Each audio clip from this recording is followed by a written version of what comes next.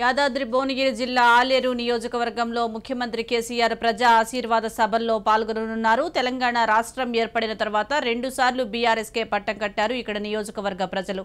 ఈసారి కూడా బీఆర్ఎస్ను ఆదరిస్తారా? 2 అధికారంలో ఉండి చేసిన అభివృద్ధి ఇంకా పెండింగ్ సమస్యలు ఏమైనా ఉన్నాయా అనే అంశాలకు సంబంధించి ఆలేరు ఎమ్మెల్యే గొంగిడి సునీత మహేంద్రారెడ్డితో మా ప్రతినిధి హరిప్రసాద్ ఫేస్ టు ఫేస్.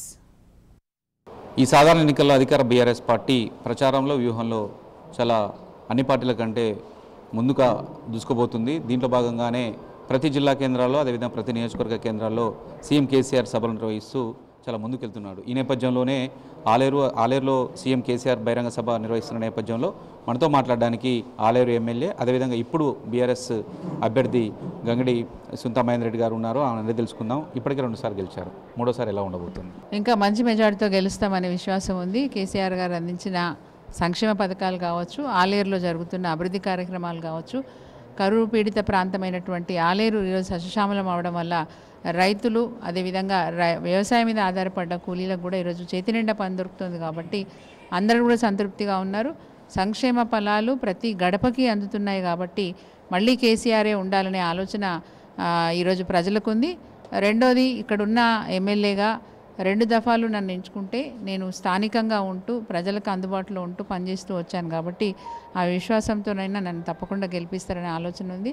ఇప్పుడు గ్రామాలలో తిరుగుతున్నప్పుడు కానీ, నాయకులు మమ్మల్ని వచ్చి కలుస్తున్నప్పుడు కానీ మాకు వస్తున్న ఫీడ్బ్యాక్, మేము చేయించుకున్న సర్వే, మా కార్యకర్తలతోనే సర్వే కూడా చెప్పించుకున్నాం.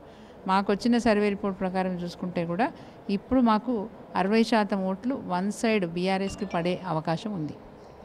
అంటే గత ఆలేరు ఇప్పటి ఆలేరుకి ఏంటి తేడా? అంటే ఉమ్మడి ఆంధ్రప్రదేశ్లో ఉన్న ఆలేరుకి తెలంగాణ రాష్ట్రం వచ్చిన తర్వాత 2 సార్లు కూడా మీరే ఎమ్మెల్యేగా ఎన్నికారు కాబట్టి అప్పటి ఆలేరుకి ఇప్పటి ఆలేరుకి ఏం తేడా ఉంది?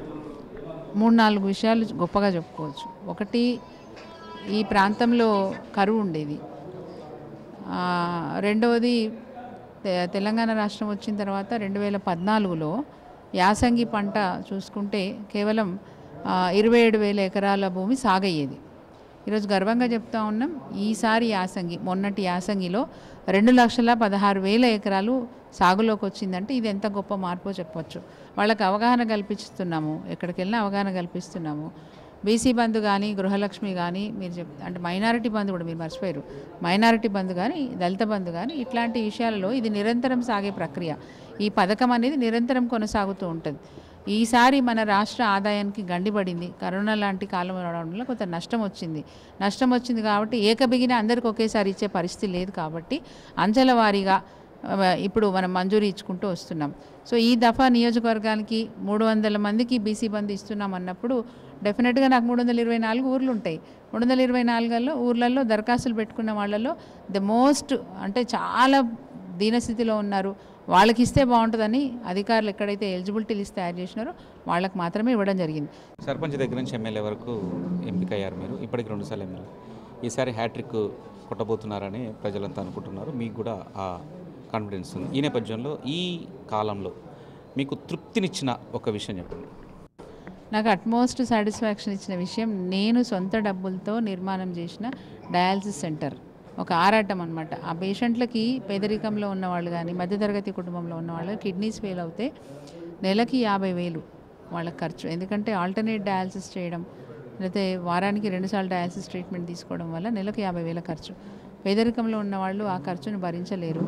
ఇంకా ఆ డయాలసిస్ అంటేనే జీవితకాలాన్ని పొడిగించుకోవడం.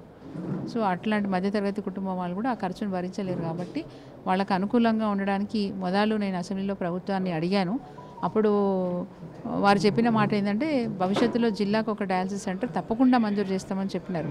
బయట అయినప్పటికీ కూడా నా సొంత నిధులతో ఆలేరులో నేను డయాలసిస్ సెంటర్ నిర్మాణం చేయించి, దాంతోపాటు భగవాన్ మహావీర్ జైన్ ట్రస్ట్ వాళ్ళతో మరి పీపీపీ అగ్రిమెంట్ చేసుకుని వారి ద్వారా ఈరోజు మరి ట్రీట్మెంట్ అందిస్తూ ఉన్నాం. చాలా సంతోషంగా ఉంది. ఓకే, నెక్స్ట్ 2023 జనవరి అంటే 2024 జనవరిలో సునీత గారిని మంత్రిగా చూడొచ్చా? మనం నిజంగా పట్టుదలతో పనిచేస్తున్నప్పుడు ఏ హోదాలోనో పనిచేయచ్చు. ఎందుకంటే గౌరవ ముఖ్యమంత్రి గారు కేసీఆర్ గారు నేను ఏది అడిగినా కాదన్నారు. తెలంగాణ రాష్ట్రం వచ్చిన తర్వాత ఆలేరు ఎలా అభివృద్ధి జరిగిందనే దానికి సంబంధించి చాలా క్లారిటీగా నియోజకవర్గ ప్రజలకు చెప్తూనే ముందుకెళ్తున్నారు సునీత మహేందర్ రెడ్డి గారు. కెమెరామెన్ మధుతో హరిప్రసాద్ రాజు, సుమన్, నల్గొండ జిల్లా.